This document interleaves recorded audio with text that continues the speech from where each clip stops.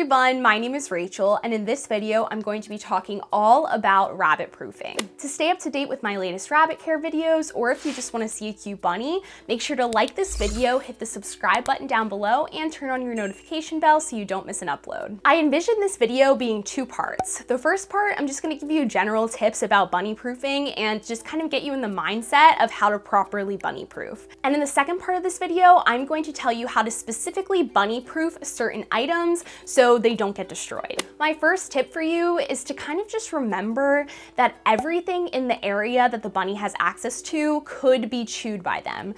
So if there's anything that's important, anything that you would be upset if it was destroyed, you're gonna have to protect it, bunny proof it, take it out of that area, whatever. But just make sure that you're thinking about everything they have access to. My second tip is to give your rabbits lots of chew toys, give them a dig box if they like to dig, give them toys that they really enjoy playing with, because that's going to distract them and they're typically going to play with those toys instead of playing with the things that you don't want them to be playing with or chewing the things you don't want them to chew.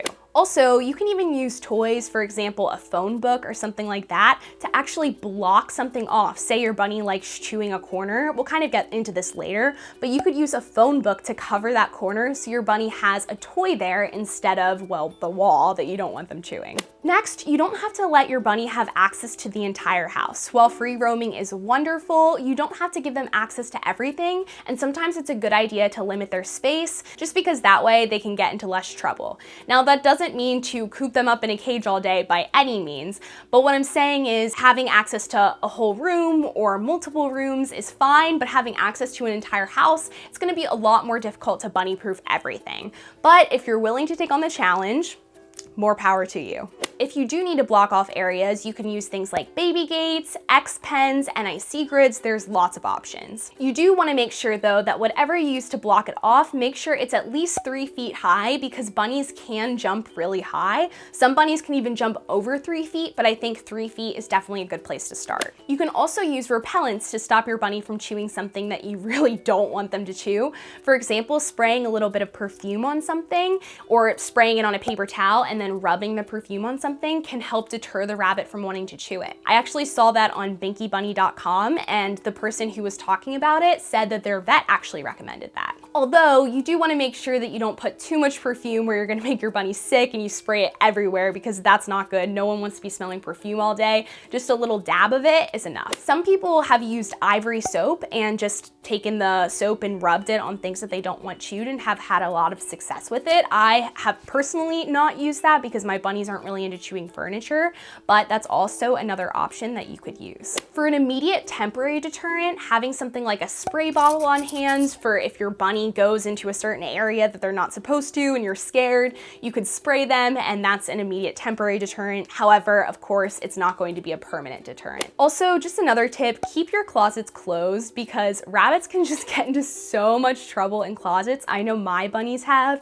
So if you just keep your closet doors closed all the time, that's gonna save you a lot of trouble. And finally, my last general tip is that if there's any cords in the area, they need to either be blocked off or covered, because your bunnies will get into them, and you have to make sure you're really careful about that.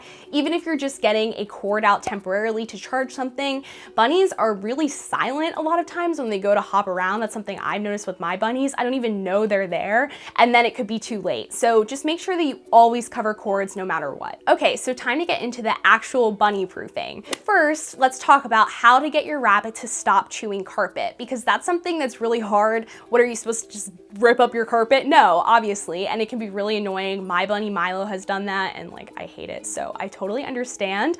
But I have a few tips for you to help prevent them from chewing it. So number one is to put a ceramic tile over where they like to chew. I did this for Milo because he liked chewing on like the edge of the carpet, and I just covered a couple ceramic tiles on the edge, and then he can't dig on them. This is just a really good tip in general. Anywhere your bunnies like to dig, on the carpet, whatever, put a ceramic tile down and it will just save you so much time. They're super cheap from Home Depot. You can get single ceramic tiles or you can get them in a box.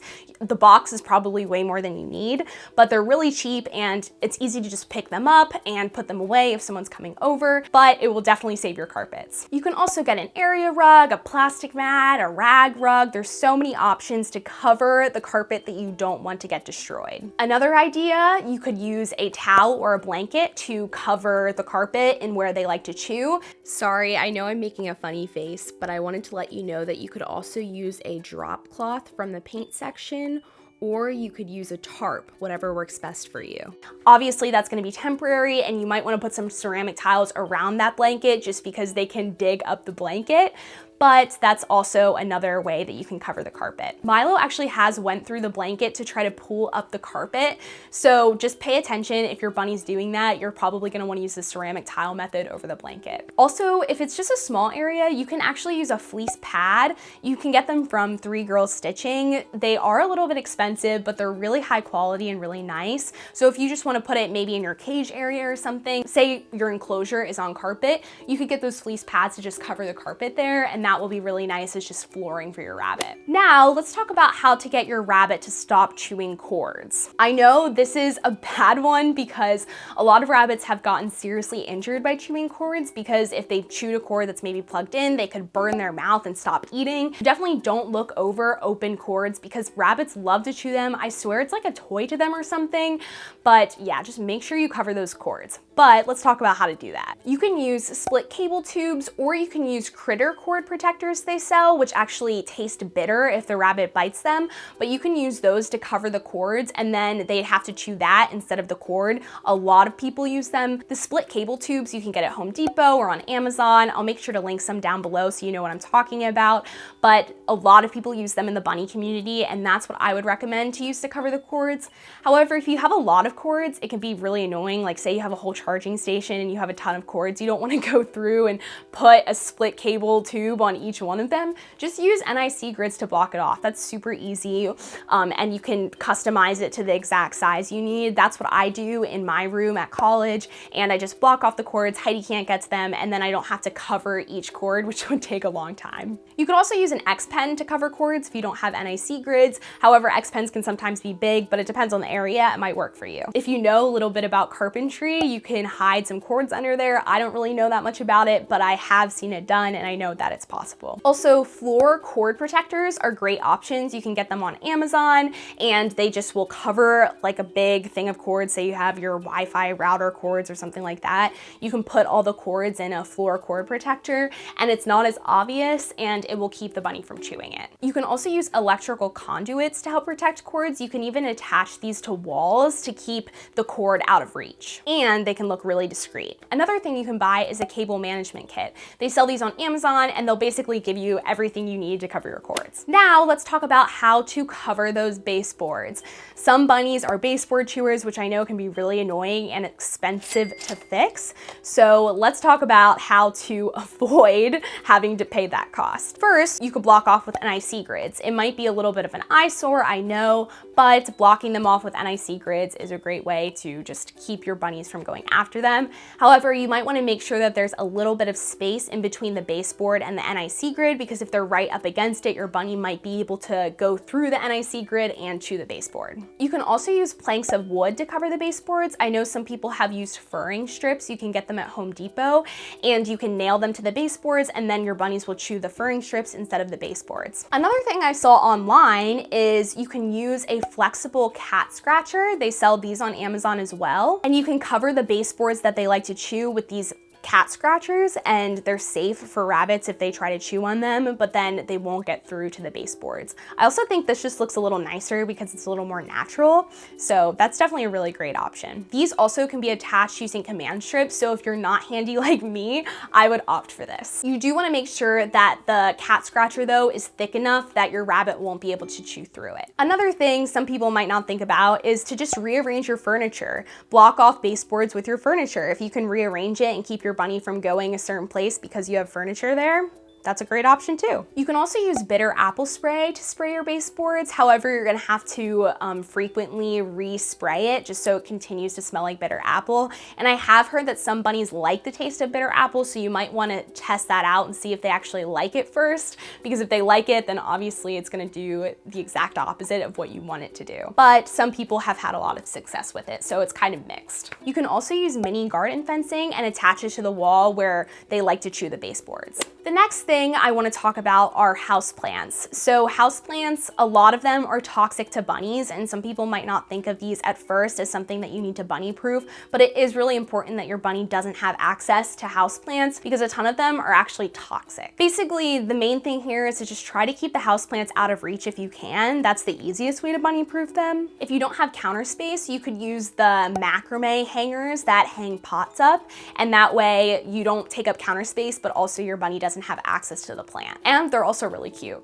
Now, say you have like a really big tall plant and you don't know what to do with it because you can't just like put that on a counter or something, I would suggest blocking it off with NIC grids or an X pen or something like that so your bunny doesn't have access to it. Also, if it is a large plant, you might want to prune the bottom leaves so your bunny doesn't have access to chewing those leaves. And you could spray a little bit of perfume on the bark of the plant to keep your bunny from chewing it. However, your plant might not like that, so I guess take that as you will. The next thing to think about are temperatures. This is a big thing because bunnies can get overheated really easily. You might not think of this as something that you need to bunny proof, but it is really important. Rabbits prefer temperatures between 60 and 70 degrees. So if you can set your thermostat to that, that is ideal. If it is a little bit hotter, you can always use one of the bunny beds and put some water bottles as the pillows, and that can help cool them off, or give them a ceramic tile in their area so they can lay on the ceramic tile. I know Milo loves doing that because he's pretty fluffy and I think he gets a little warm, so he loves sleeping on the ceramic tiles. The next thing to bunny proof is books and paper. Bunnies love to chew books. I know Milo has taken a couple chunks out of some books that I have owned because I kept them on the bottom shelf, which was really dumb. I know, I just didn't think about it.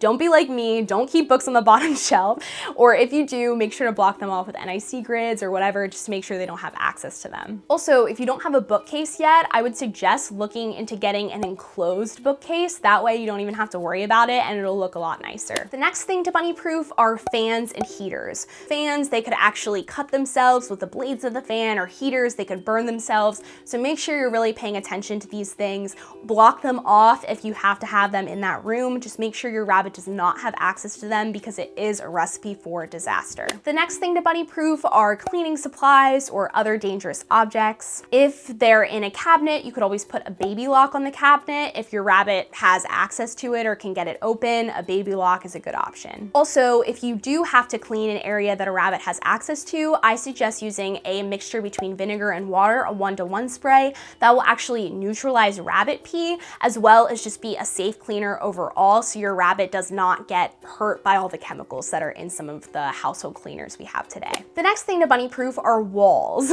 So you might be like, what? But some bunnies love to chew the corners of walls, which is really annoying. I know we kind of talked about that earlier with the flexible cat scratchers, but let's talk about some other things that you can do to keep those walls protected. You could cover them with plastic or plexiglass. You can get, if you're handy, you could put some plexiglass around any corners and that'll keep them from chewing. Also, that's not going to be as obvious as like an NIC grid, but you could use an NIC grid. If you just use 2 of them and put it in a corner, you can just stack it up along the corner of the wall that they like to chew, and that'll keep them from chewing it. You can also hang up a blanket or a tapestry in that area if they like going after it. I know Heidi will sometimes try to like climb up the walls and scratch them, so if you hang up like a tapestry there, then they won't end up scratching the wall. The next thing to bunny proof is furniture. Furniture can be really dangerous because bunnies can actually get inside the furniture and then get stuck in there or get hurt if you don't know they're there, so furniture is something to pay attention to. I would just block off the bottom parts of any furniture with NIC grids so they can't get underneath them and get up into them. And when it comes to furniture legs, you could use cardboard, PVC tubing, or flexible cat scratchers to cover the legs of the furniture.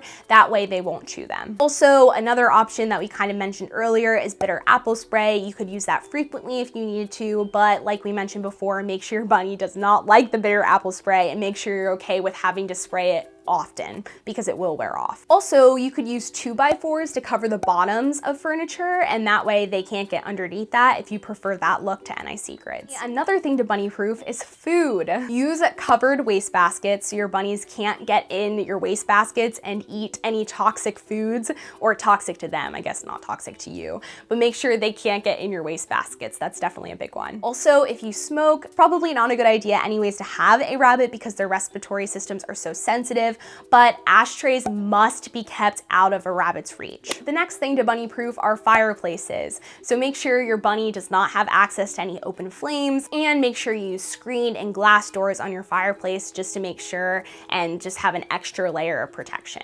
The next thing to bunny proof are air ducts. Block these off with NIC grids, pens, etc. You don't want your rabbit to have a fun time in the air duct maze. That's all I have for you today. I hope this video was helpful and you learned some ideas that you can use in your own life to bunny proof and keep your rabbit safe. If you enjoyed this video, make sure to give it a thumbs up, subscribe down below, and turn on your notification bell so you don't miss an upload.